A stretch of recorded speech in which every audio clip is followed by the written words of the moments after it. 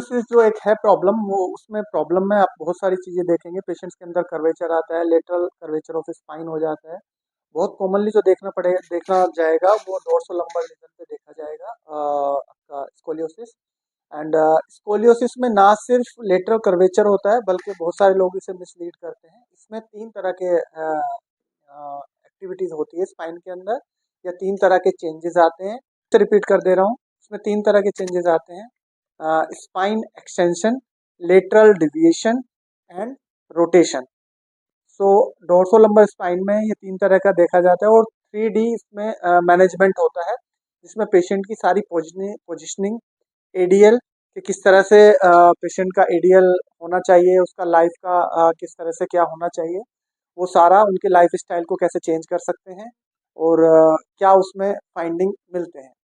तो कुछ एक्सरसाइजेज हैं जो मैं आज शेयर करूंगा, मैडम करेंगे हमारे साथ में। तो ब्रीथ करेंगे, इनहेल कीजिए 6 सेकंड तक, अब होल्ड करेंगे 24 सेकंड तक।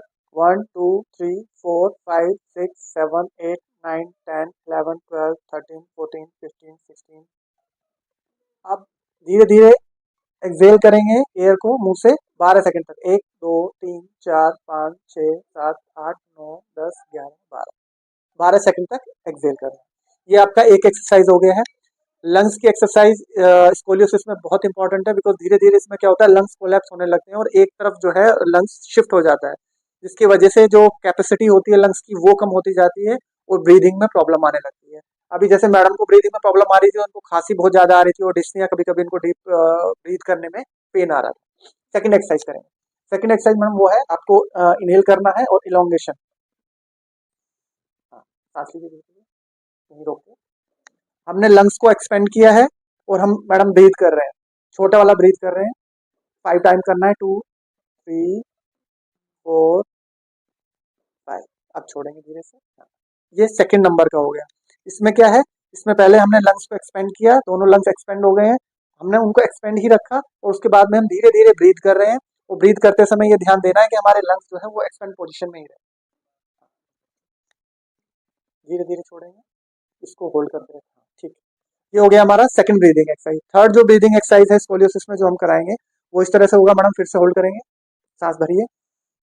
हाँ, ऐसे ही रखेंगे इसको, और अब आप सांस धीरे धीरे छोड़िए मुंह से। ये नीचे नहीं जाएगा, एकदम से जर्क से छोड़े। ये हमारी थर्ड एक्सरसाइज हो गई। ये तीन ब्रीदिंग के लिए एक्सरसाइजेज हैं जो कि स्कोलियोसिस के हर पेशेंट को करनी चाहिए। इसके अलावा मैं दो एक्सरसाइजेज और बता रहा हूँ जो कि बहुत इंपॉर्टेंट है। आप मेरी तरफ फेस करेंगे मैडम। करना है कि दोनों हाथ ऐसे मिलाइए, सामने खींच के रखिए और पैर नीचे टच कर लीजिए ग्राउंड से। ठीक है, अब आपने इधर ऐसे रोटेट करना है, हाथ भी घूम रहा है। हाँ, पहले इधर जाइए ऐसे। हाँ, फिर दूसरी साइड जाएंगे, फिर वापस आएंगे। इसमें इंपॉर्टेंट चीज ये है कि दोनों फुट सपोर्ट में रहने चाहिए, दोनों घुटने जो है वो स्ट्रेट पोजीशन में रहने चाहिए। बहुत ज्यादा ओपन भी नहीं होना चाहिए और बहुत ज्यादा क्लोज ऐसे भी नहीं होना चाहिए। You have to sit in a comfortable position.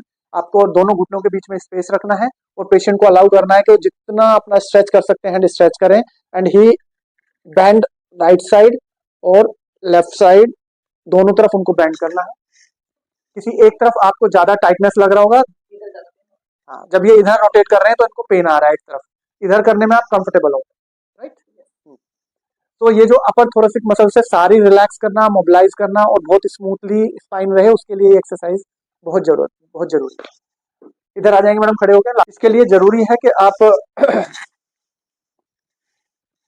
ये हमने थर्माकोल का एक पीस रखा हुआ है एक्सरसाइज के लिए, आप इसके ऊपर पैर रखेंगे लेफ्ट वाला। ये एक्सरसाइज करने के लिए ये जरूरी है कि आपके थेरेपिस्ट को या आपके डॉक्टर को ये पता हो कि किधर कर्व है और क्या इनको प्रॉब्लम आ रहा है, राइट साइड है या लेफ्ट साइड है। जब लेफ्ट साइड में कर्व होता है तो एक्सरसाइजेज चेंज हो जाती हैं, और जब राइट साइड में कर्व होता है तो एक्सरसाइज दूसरी तरह से चेंज हो जाती है। अगर आप इसको देखें, अगर spine lateral curvature left side जा रहा है तो एक्सरसाइज दूसरी तरीके से होंगी, और अगर राइट साइड जा रहा है तो एक्सरसाइज दूसरी तरह से होंगी। क्योंकि अगर ये कर्व ऑलरेडी ऐसे है और आपने गलत डायरेक्शन में एक्सरसाइज की तो ये स्कोलियोसिस आपका बढ़ेगा ना कि कम होगा। नेक्स्ट एक्सरसाइज, हमने इनको लेफ्ट फुट के नीचे ये रखा हुआ है, और अब आपको मैडम ये वाला हाथ आप और ऐसे रखिए।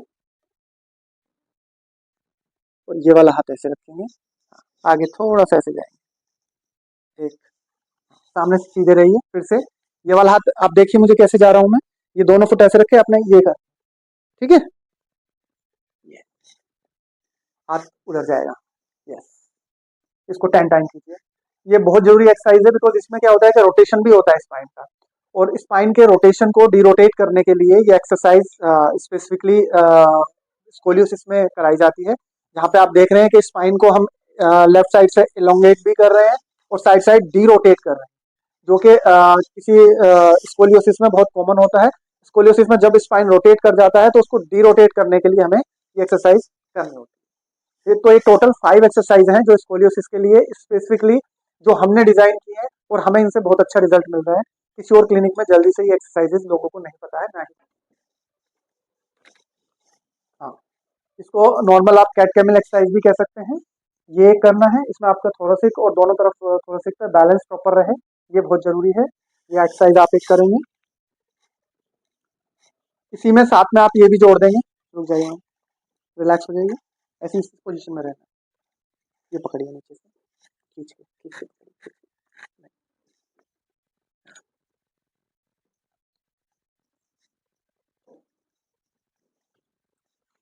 अब ये, और अब कैट कैमल करना है आपने, हमने थेराबेंड लगा दिया है ताकि स्पाइन में रेजिस्टेंस हो सके, और अब ये कैट कैमल कर रहे हैं। तो इधर से आए तो एक बार इधर से दिखाओ जरा, नजदीक से पास ले आओ। ये पूरा थोरेसिक एरिया हमने कवर किया है, इनका डोर्सल वाला जो एरिया है ये पूरा कवर किया है। तो ये कैट कैमल इस तरीके से ये करें।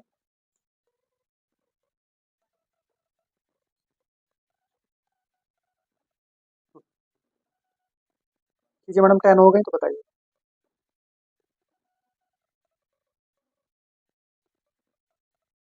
बहुत अच्छे, जब 10 हो जाए तो रुक जाइएगा।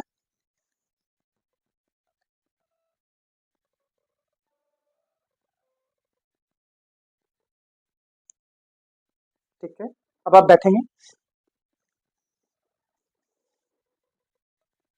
ये रखिए,